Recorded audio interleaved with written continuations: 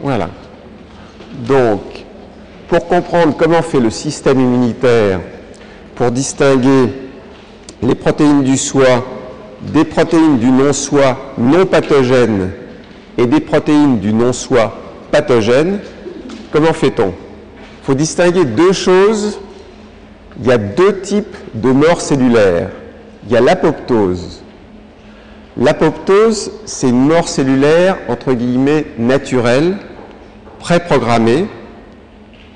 C'est une mort cellulaire qui se produit, par exemple, lorsque vous séparez les tissus des doigts, lorsque vous développez des lymphocytes dans le thymus, il y a une mort cellulaire naturelle d'un certain nombre de lymphocytes.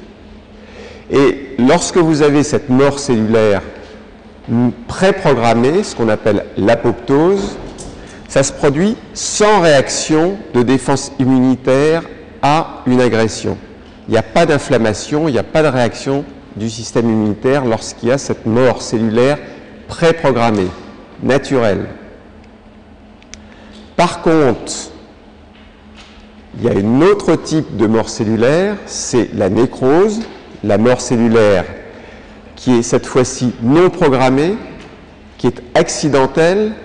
C'est ce qui se passe lorsque vous avez une blessure physique, lorsqu'il y a une agression quelconque, lorsque cette agression physique ou chimique provoque une réaction de défense immunitaire, il y a une mort cellulaire non programmée, accidentelle, une nécrose. Donc apoptose et nécrose, c'est deux mécanismes de mort cellulaire qui sont bien différents. Or, ce qui se passe, c'est que le système immunitaire, justement, pour distinguer encore une fois les protéines du soi, des protéines du non-soi non dangereuses, des protéines du non-soi pathogènes, il va faire une chose. D'abord, il va discriminer les protéines du soi et du non-soi. Mais ça ne suffit pas, puisqu'il y a du non-soi non pathogène. Et ensuite, il va aussi se déclencher, ce système immunitaire, non seulement lorsqu'il y aura une protéine du non-soi, mais également, ce qui est très important, lorsqu'il va détecter des signaux de danger. Et ces signaux de danger, ils sont générés lors de la mort cellulaire nécrotique, lors de cette mort cellulaire non programmée qui se passe lorsqu'il y a un accident. Lorsqu'il y a une mort cellulaire naturelle, lorsqu'il y a une apoptose, il n'y a pas forcément des signaux de danger. Donc vous voyez qu'il faut que le système immunitaire repère ces deux signaux. Donc ça, c'est vraiment une base extrêmement importante pour la compréhension du système immunitaire. Voilà. Alors,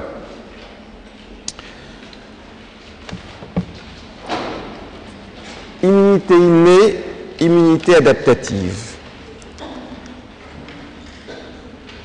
Le système immunitaire, il agit de deux façons et grâce à l'immunité innée, qui est une immunité qui se met en place extrêmement rapidement, et il va agir ensuite grâce à l'immunité adaptative, dont on va parler un petit peu plus tard, qui est un mode de défense qui est un petit peu plus long à se mettre en place. Donc vous avez immunité innée sur votre gauche, immunité adaptative sur votre droite. Alors, immunité innée, ça consiste en des mécanismes qui sont présents avant l'infection, tout le temps ils sont présents. Ils sont capables de répondre rapidement et ces mécanismes, c'est d'une part des barrières physiques tout simplement ou chimiques, la peau, c'est un mécanisme de l'immunité innée. Ensuite, ce sont des cellules notamment des phagocytes, que ce soit les neutrophiles, que ce soit les monocytes, que ce soit les macrophages, donc ce sont les cellules de l'immunité innée.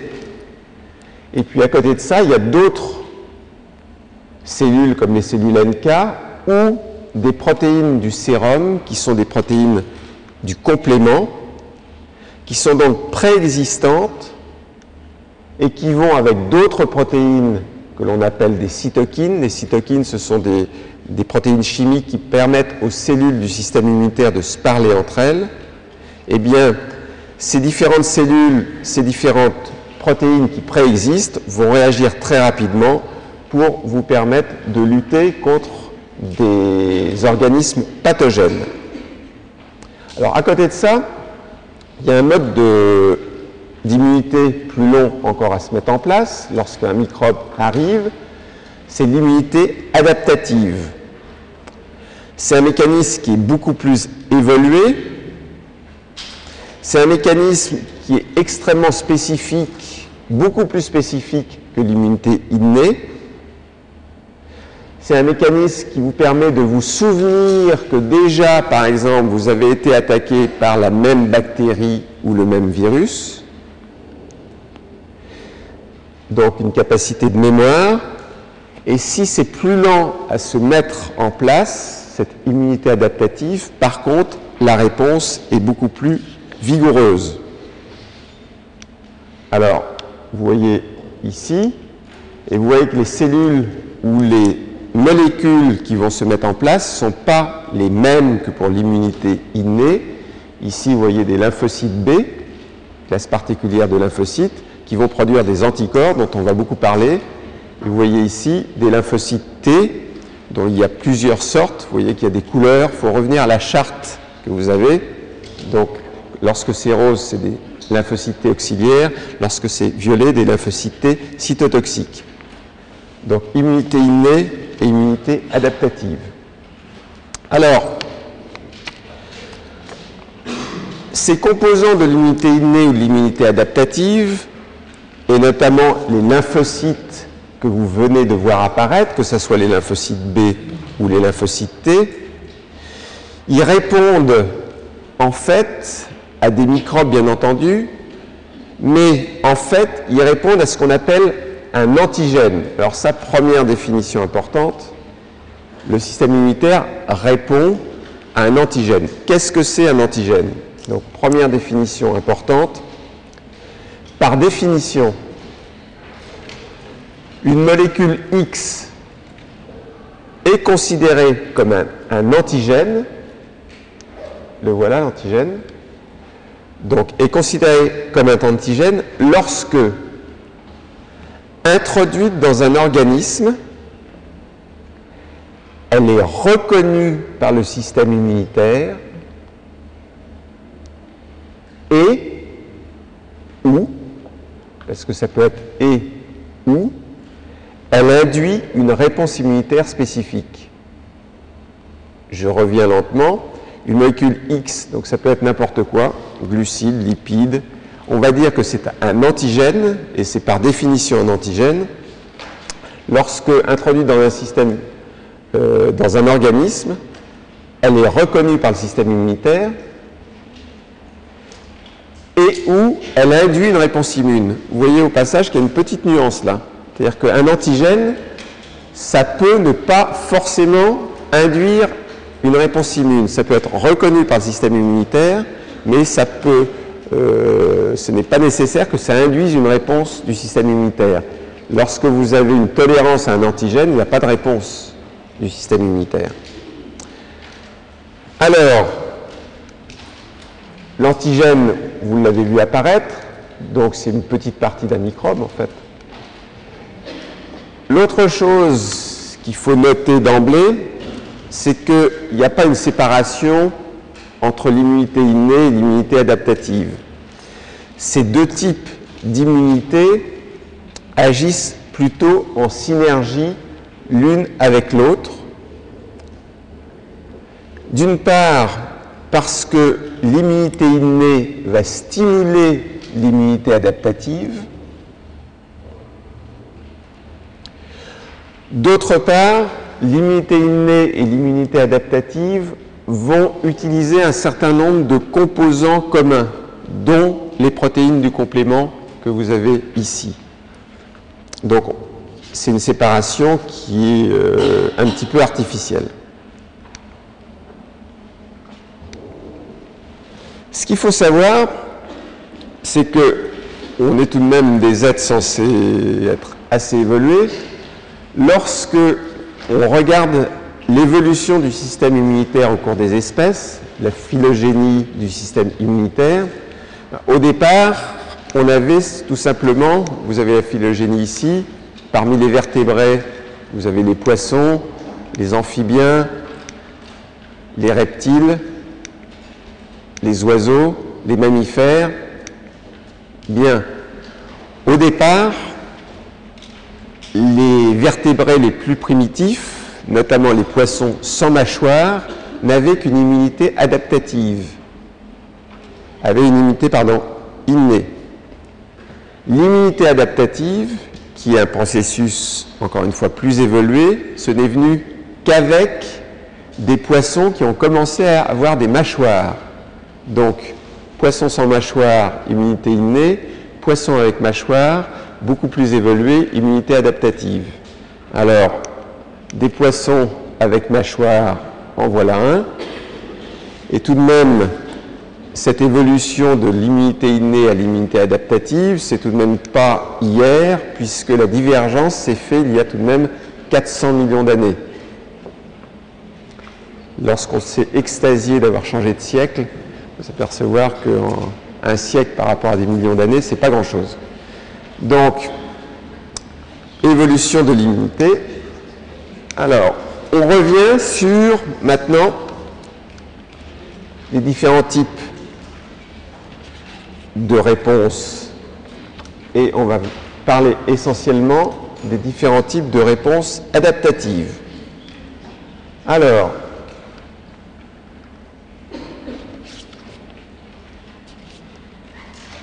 oui, je suis bon. Dans la réponse adaptative,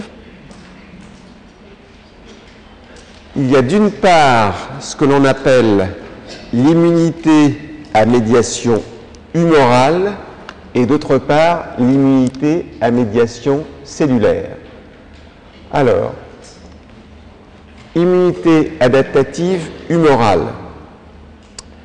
L'immunité adaptative humorale, elle est surtout effective grâce à des molécules qui sont produites par des lymphocytes B. Ces lymphocytes B, vous le verrez, se transforment en plasmocytes et se mettent à produire des molécules qui sont les anticorps. Les anticorps, c'est des molécules dont on va beaucoup parler, qui sont ces molécules en forme de Y. Et un anticorps, qu'est-ce que c'est? Ce sont des molécules, ou c'est une molécule produite au cours de la réponse immune et qui reconnaissent spécifiquement l'antigène qui a induit leur formation au cours de cette réponse. Je répète, un anticorps, c'est donc une molécule produite au cours de la réponse immune et qui reconnaît spécifiquement l'antigène qui a induit sa formation au cours de cette réponse.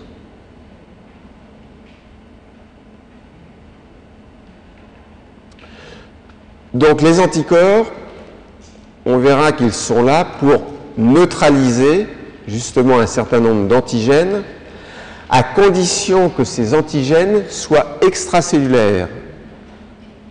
Un anticorps, ça ne peut neutraliser qu'un antigène extracellulaire. Alors vous allez me dire, il y a un certain nombre d'antigènes qui, eux, sont blottis à l'intérieur des cellules, qui sont intracellulaires. Donc ça veut bien dire qu'il faut un autre type d'immunité adaptative.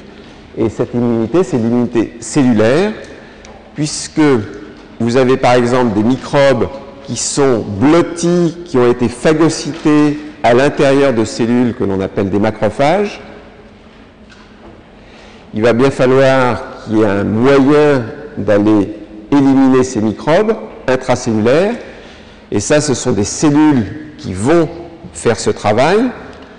Que ce soit des lymphocytes T auxiliaires ici que vous voyez apparaître, ces lymphocytes T auxiliaires vont conduire à la destruction des microbes, ça va activer les macrophages et les macrophages vont eux-mêmes éliminer le microbe qui est à l'intérieur du macrophage. Vous avez d'autres microbes, des virus, qui sont à l'intérieur de cellules, qui ne sont pas des macrophages. Vous voyez, les macrophages, ils sont toujours en vert.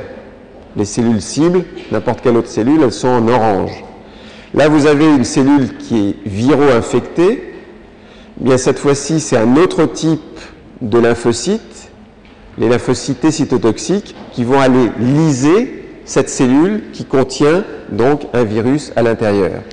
Donc, pour l'immunité adaptative, encore une fois, ce processus évolué, vous avez besoin de l'immunité humorale qui va vous éliminer les antigènes extracellulaires et l'immunité cellulaire qui va vous éliminer les antigènes intracellulaires.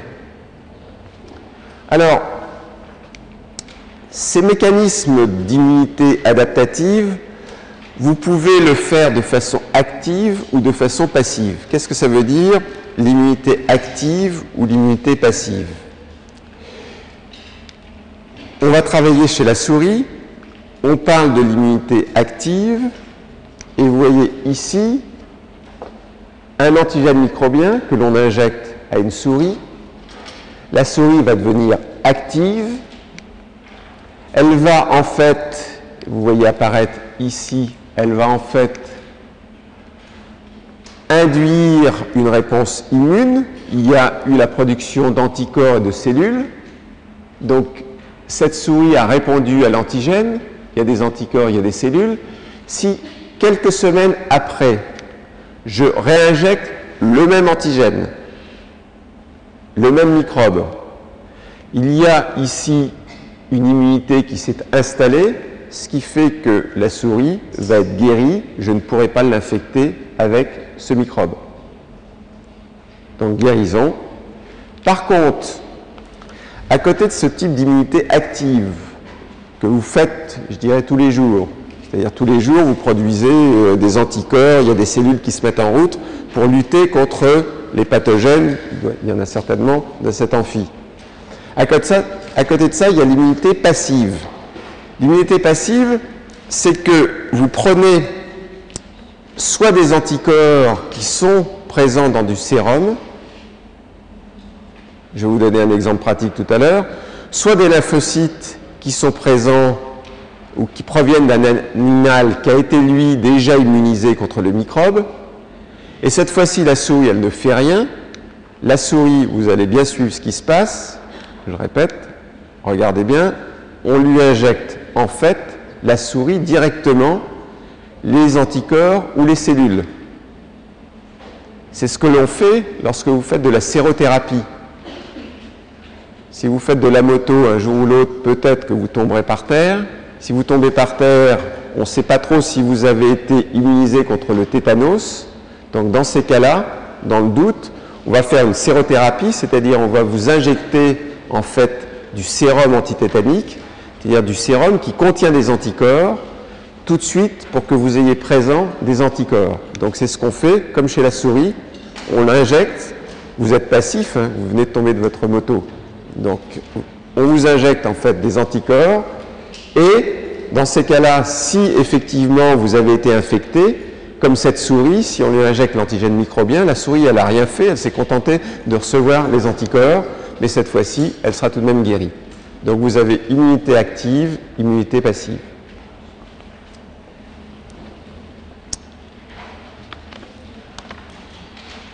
Bien.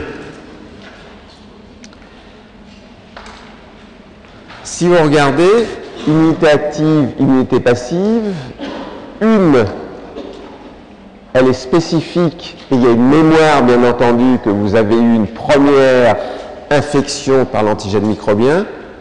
Pour l'immunité passive, elle est spécifique, bien entendu, mais il n'y a pas de mémoire puisque vous n'avez vu qu'une seule fois l'antigène microbien, on vous a passivement injecté les anticorps et les cellules. Alors, maintenant, les caractéristiques majeures des réponses immunes adaptatives. Alors, caractéristiques majeures, la première caractéristique majeure, c'est la spécificité. Alors, cette réponse immune, elle n'est pas seulement spécifique du microbe. Le microbe, c'est une très très grosse structure. Vous êtes en fait spécifique de l'antigène. Voilà l'antigène qu'on a dessiné ici. Et votre réponse immune, elle est extrêmement spécifique, même d'une partie de l'antigène. Vous voyez que l'antigène, ça peut être une protéine déjà relativement grosse, mais le système immunitaire, il est capable de reconnaître en fait une toute petite partie de l'antigène. Et cette petite partie de l'antigène, c'est ce qu'on appelle le déterminant antigénique ou ce qu'on appelle les épitopes. Déterminant antigénique ou épitope, c'est la même chose.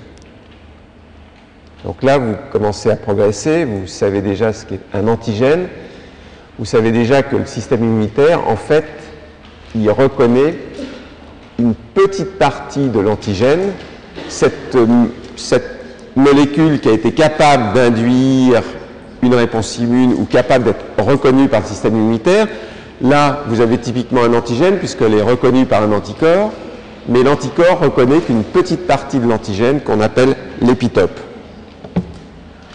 Alors, ce qui est intéressant, c'est que, ça c'est la théorie de sélection clonale, quel que soit l'antigène qui va être présenté à votre organisme, la théorie de sélection clonale veut, et c'est vrai, que vous avez déjà toutes les structures, notamment tous les lymphocytes B, qui ont à leur surface des récepteurs. Ces récepteurs, c'est des immunoglobulines de surface. Vous avez donc des cellules, les lymphocytes B, qui ont à leur surface des récepteurs, et vous êtes capable de reconnaître n'importe quel déterminant antigénique. On estime que vous êtes capable de reconnaître une diversité qui va de 1 à 100 milliards de déterminants antigéniques différents. 1 à 100 milliards de déterminants antigéniques différents. Ça veut dire qu'à peu près n'importe quelle structure, vous avez un lymphocyte, comme celui-ci, n'importe quel antigène qui va pénétrer dans votre organisme, il y a un lymphocyte qui théoriquement est capable de le reconnaître. Ça ne veut pas dire pour ça qu'il y aura une réponse immune. Pour qu'il y ait une réponse immune, il ne faut pas uniquement que vous reconnaissiez l'antigène, ça c'est la reconnaissance, mais il faut ensuite que, par exemple, il y ait une expansion clonale de ce lymphocyte qui vient de reconnaître l'antigène pour que, finalement, tous ces lymphocytes produisent des anticorps qui vont éliminer l'antigène. Donc là, le message, c'est d'une part la grande spécificité de l'anticorps, la grande spécificité du système immunitaire, capable de reconnaître n'importe quel antigène, n'importe quel épitope, 1 à 100 milliards. Alors, maintenant, une démonstration qui est intéressante, qui peut au départ vous troubler, mais on va démontrer qu'un anticorps peut être un antigène. Ça vous semble évident, ça? Ça va vous devenir évident. Maintenant, vous dites antigène, j'ai pas forcément encore tout compris, anticorps pas forcément, et maintenant il m'explique qu'un anticorps peut être un antigène. Ah oui. Voilà un lapin. Voilà une protéine X. Cette protéine X, on va dire que c'est un antigène, puisque à partir du moment où cette protéine X a été reconnue par le système immunitaire et a induit par exemple la formation d'anticorps, ces molécules en forme de Y, qui est une réponse du système immunitaire, cette protéine X, elle devient un antigène. Vous êtes d'accord avec ça? Typiquement, c'est une protéine X, elle est reconnue par le système immunitaire. Là, au passage, non seulement elle est reconnue, mais elle induit une réponse immune puisqu'il y a la formation d'un anticorps. C'est bien un antigène. On est d'accord? Bien. Maintenant, vous oubliez que l'anticorps, c'est un anticorps. Vous allez considérer que cet anticorps bleu, là, c'est tout simplement une protéine. En fait, c'est une glycoprotéine. Mais ça, on reviendra plus loin. Mais enfin, cet anticorps, vous êtes d'accord, c'est une protéine. Bien. Cette protéine, je la prends, je l'injecte à un autre lapin. Ce lapin, il fait une réponse immune, il reconnaît la protéine Y, il fait même un anticorps anti-Y, c'est-à-dire non seulement il reconnaît la protéine Y, mais il fait un anticorps anti-Y. D'accord? Ben, cette protéine Y, vous êtes d'accord avec moi, c'est un antigène. Puisque vous venez de l'injecter, elle a été reconnue par le système immunitaire, elle fait un anticorps. Ça veut bien dire que la protéine Y étant un antigène, ça veut bien dire que l'anticorps est un antigène. Voilà. Alors, ce n'est pas uniquement une démonstration de l'esprit, parce que lorsque un antigène pénètre dans l'organisme, non seulement vous faites un premier anticorps, un anticorps anti-X, mais il y a tout ce qu'on appelle le réseau idiotypique, c'est-à-dire vous allez vous mettre à faire un autre anticorps Y anti-X, puis ensuite vous allez faire un autre anticorps Z anti-Y, etc. C'est-à-dire vous faites toute une batterie d'anticorps. Bien. Donc, antigène et anticorps.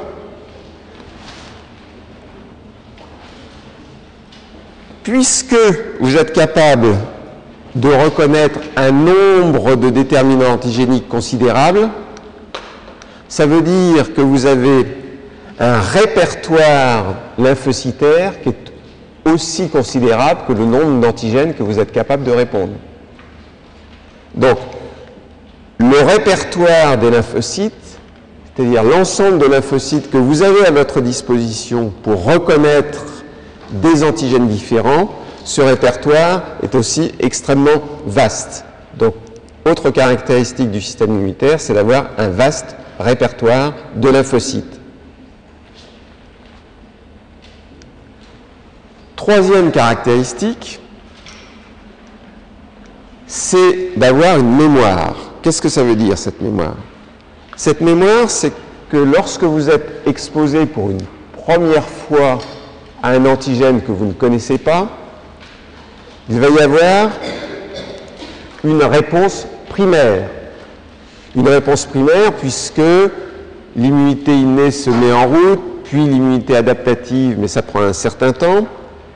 Cette réponse primaire, elle est relativement lente à se mettre en route, relativement faible.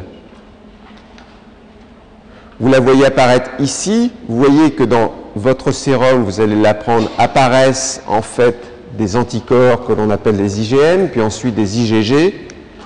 Il y a une montée du taux d'anticorps que l'on peut observer en dosant les anticorps dans le sérum.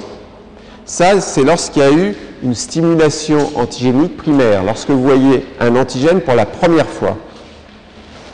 Mais lorsque le même antigène, vous allez le revoir pour la seconde fois, dans ces cas-là, il y a une réponse antigénique secondaire, une réponse immune secondaire.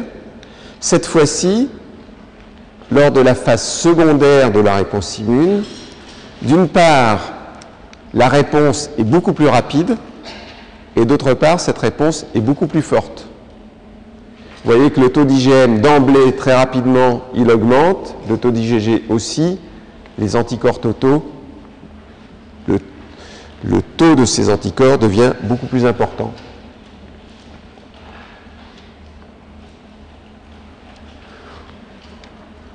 Pourquoi vous avez en fait cette réponse secondaire, pourquoi vous avez cette mémoire? Vous l'apprendrez, c'est qu'au cours de la réponse immune, vous allez avoir des lymphocytes qui notamment vont se transformer en plasmocytes pour fabriquer des anticorps et éliminer l'antigène. C'est ce qui se passe ici.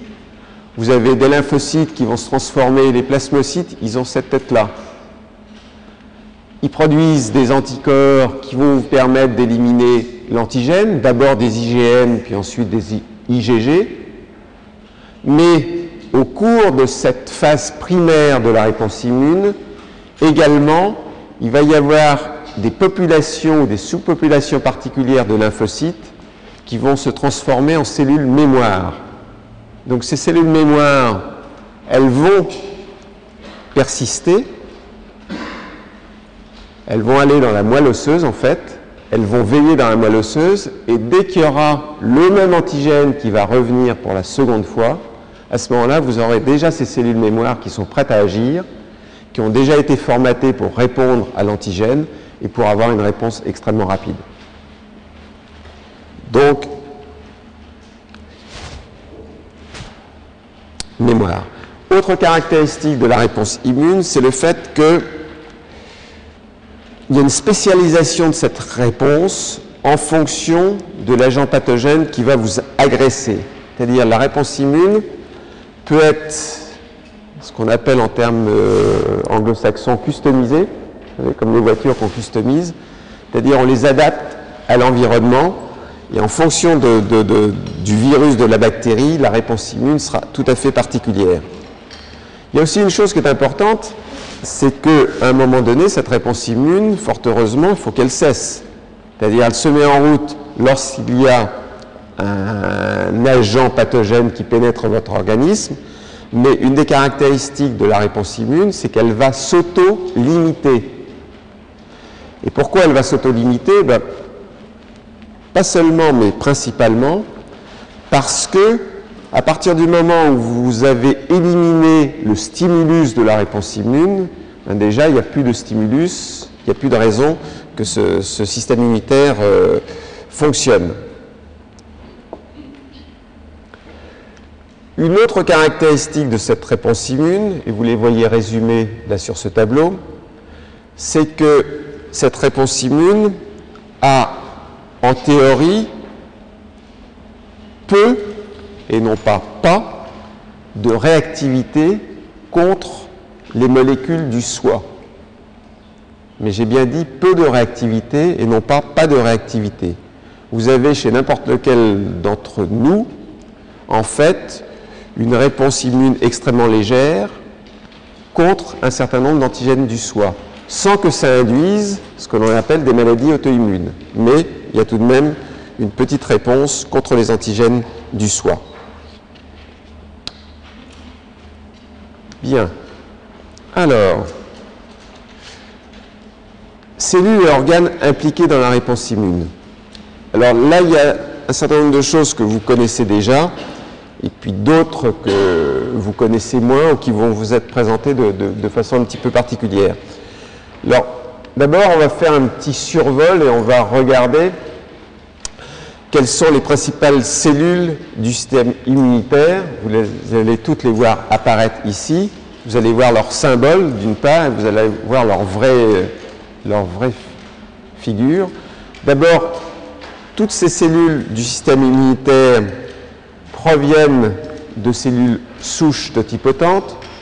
Vous avez ici les progéniteurs myéloïdes. Vous reverrez ça beaucoup mieux et beaucoup mieux exposé en fait en hématologie.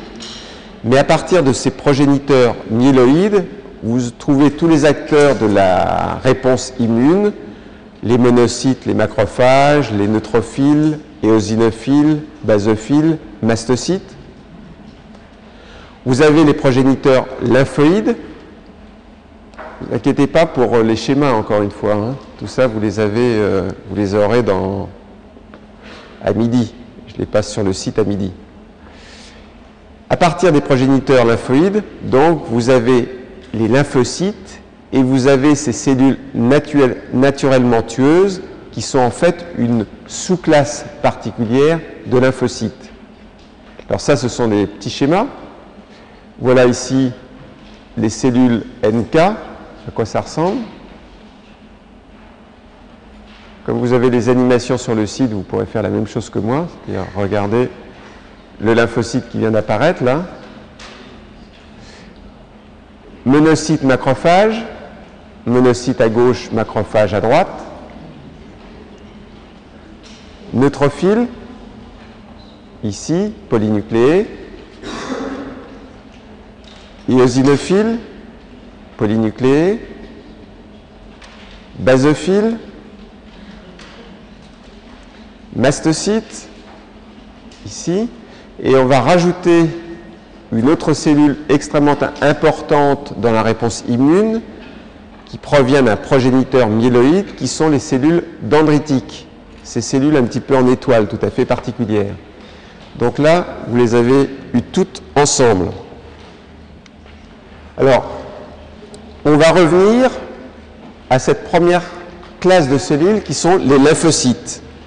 Alors les lymphocytes, il y a différentes classes de lymphocytes. D'une part, vous avez les lymphocytes B.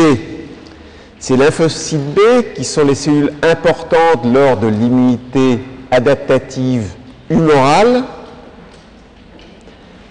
Ces lymphocytes B, on va le voir, en réponse à l'antigène, vont se transformer en plasmocytes qui vont être des cellules productrices d'immunoglobulines, d'anticorps. Donc, cellules productrices d'anticorps. À côté de ces cellules, de ces lymphocytes qui sont les acteurs clés de l'immunité humorale, vous avez les cellules qui sont les acteurs clés de l'immunité cellulaire. Les premières que vous voyez apparaître ici, les cellules qui sont des cellules T auxiliaires. Ces cellules T auxiliaires que vous verrez toujours en rose, c'est des cellules qui notamment produisent un certain nombre de cytokines, ces molécules chimiques qui servent aux cellules du système immunitaire à se parler entre elles, qui activent ces cytokines, qui activent des lymphocytes B, qui activent des macrophages, qui sont responsables de l'inflammation. Donc vous voyez, ces lymphocytes sous population intéressante, lymphocytes auxiliaires. À côté de ça, vous avez d'autres lymphocytes T qui sont des lymphocytes T cytotoxiques. Ils sont toujours en violet. Ces lymphocytes T cytotoxiques, ce sont des cellules qui vont venir physiquement au contact des cellules cibles et qui vont aller tuer ces cellules cibles. Donc, il y a un contact physique, lymphocyte T cytotoxique. Ensuite, vous avez une classe de lymphocytes que l'on ne connaît pas très bien, on commence un petit peu plus à savoir, mais je la repasse là ici. C'est des lymphocytes T régulateurs. C'est des lymphocytes T qui sont en fait une sous-classe particulière de T auxiliaires. Vous les voyez, ils sont en rose. Et vous voyez que leur rôle, c'est de supprimer la réponse immune. Donc, des effecteurs qui sont importants, mais cette fois-ci, pour que la réponse immune décline. Lymphocytes T régulateurs. Et une dernière classe de lymphocytes, ceux dont on a parlé tout à l'heure, qui sont les cellules NK. Alors là, il y a une petite subtilité, c'est que le lymphocyte T auxiliaire ou le lymphocyte T cytotoxique, il faut qu'il reconnaisse en fait la cellule cible, il faut qu'il reconnaisse un antigène particulier qui est un petit peptide qui est présenté sur la cellule cible, ça vous allez l'apprendre, par une espèce de niche à peptides, qui est ce qu'on appelle les molécules de classe 1 du complexe majeur d'histocompatibilité. C'est compliqué ça, hein? Si on simplifie le message, pour qu'un lymphocyte T cytotoxique tue une cellule cible, parce que par exemple cette cellule cible est viro-infectée, il faut que cette cellule cible présente à sa surface, en fait, un petit bout du virus. Et il présente à sa surface ce petit bout du virus parce que ce petit peptide est à l'intérieur d'une niche. Cette niche, c'est cette molécule qui est là. Mais de temps en temps, pour échapper au système immunitaire, les cellules sont très subtiles, elles vont s'arranger pour qu'il n'y ait pas de niche à peptide. Si vous n'avez pas de niche à peptide, vous ne pouvez pas présenter de peptide et le lymphocyte T cytotoxique ne peut pas agir. Donc, il faut qu'il y ait une autre classe de lymphocytes. Ce sont les cellules NK qui seront capables de tuer en fait la cellule cible lorsque il n'y a pas de niche à peptide pour présenter en fait le peptide. Donc, on verra comment ça fonctionne. Donc ça, ce sont les cellules NK. Alors, autres cellules qui sont importantes lors de l'immunité, ce sont toutes les cellules qui sont des cellules présentatrices d'antigènes, parce que pour que votre système immunitaire soit efficace, il faut que vous leur présentiez de façon correcte l'antigène. Et ces cellules présentatrices d'antigènes, ce sont les monocytes, les macrophages et les cellules dendritiques. Donc là, vous commencez à pénétrer un petit peu dans le système immunitaire, vous avez vu toutes les classes de lymphocytes, vous avez vu aussi d'autres cellules qui sont extrêmement importantes pour présenter l'antigène aux cellules effectrices du système immunitaire, ce sont les cellules présentatrices. Alors, on va toujours un petit peu plus loin. On a regardé de façon large les cellules du système immunitaire. On va rentrer maintenant plus spécifiquement dans les cellules de l'immunité innée. Quelles sont les cellules qui agissent dans l'immunité innée? Les cellules importantes de l'immunité innée, ce sont les cellules en fait phagocytaires. Les cellules phagocytaires, vous les voyez ici, vous les voyez apparaître sur la petite flèche, ce sont les monocytes et les macrophages. Donc, première cellule importante de l'immunité innée, cette immunité qui est toujours présente, qui préexiste avant même que l'antigène soit présent, ce sont donc les cellules phagocytaires, et vous en avez de deux types. Vous avez des cellules qui sont présentes dans la circulation, on va le voir, ce sont les monocytes, et des cellules qui sont présentes dans les tissus, ce sont les macrophages. Alors, les monocytes qui sont présents dans la circulation, ces monocytes, c'est moins de 10% des leucocytes, des globules blancs du sang. Donc, moins de 10% des leucocytes. Ces monocytes, elles ont une durée de vie, ou ils ont une durée de vie dans la circulation qui est extrêmement courte, puisque c'est 1 à 2 jours. Mais ces monocytes, ils sont capables de quitter la circulation sanguine pour aller dans les tissus. Ils se transforment en macrophages, et la durée de vie des macrophages, c'est de plusieurs mois à plusieurs années. Au passage, sur mon cours, là, j'ai la petite lettre que vous connaissez bien. Dit que ça peut faire l'objet de questions, ça. Donc la durée de vie des monocytes et des macrophages.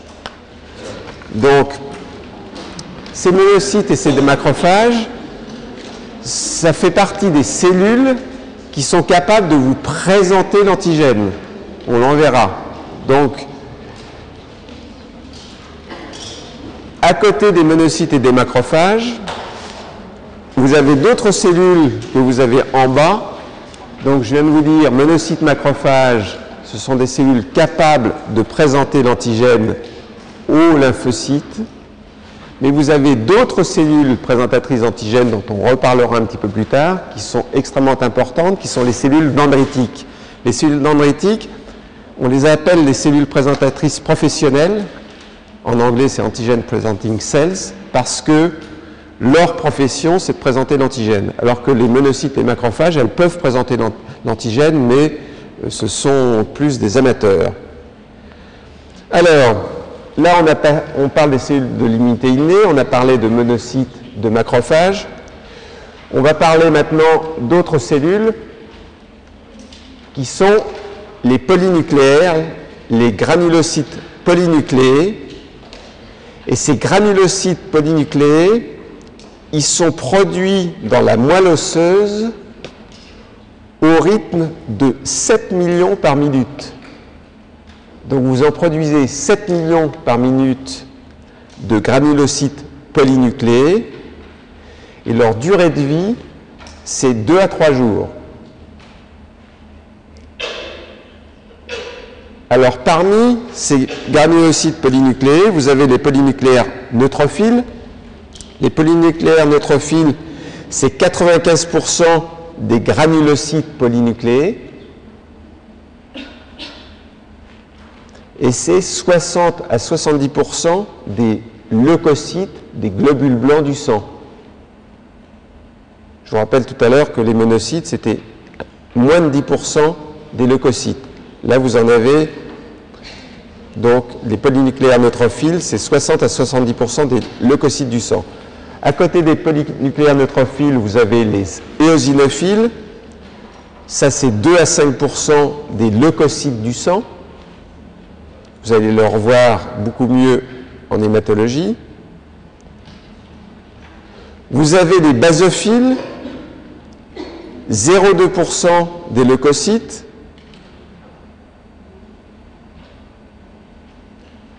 Voilà pour les granulocytes polynucléés. Donc on est toujours dans l'immunité innée. On a vu les monocytes, les macrophages, les cellules dendritiques. On a vu les granulocytes polynucléés. Et on voit, pour terminer avant que je vous libère un quart d'heure, les cellules NK. Les cellules NK, on a toujours tendance à considérer que c'est une sous-population mineure.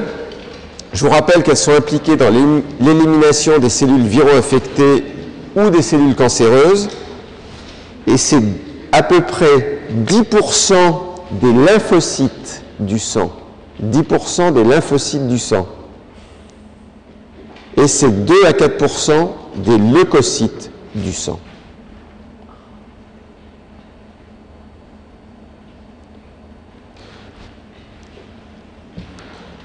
« 30 secondes encore pour vous parler des mastocytes. Les mastocytes que vous voyez apparaître, voilà. Les mastocytes, leur origine, c'est la moelle osseuse. Et ces mastocytes, en fait, maturent lorsqu'elles arrivent dans le tissu conjonctif. Dans les tissus conjonctifs, c'est là où vous allez trouver les mastocytes. Elles résident dans les tissus conjonctifs et elles ont une durée de vie de plusieurs mois à plusieurs années.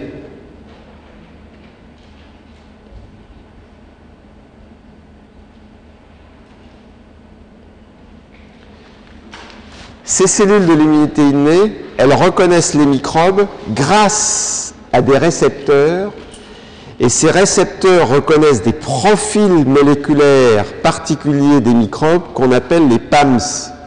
PAMs, qu'est-ce que ça veut dire? C'est Pathogen Associated Molecular Patterns. Voilà. Donc, tout ça pour vous dire, ces cellules de l'immunité innée, ça reconnaît sur les microbes des profils particuliers. Voilà, vous avez un quart d'heure pour vous reposer, pour digérer tout ça.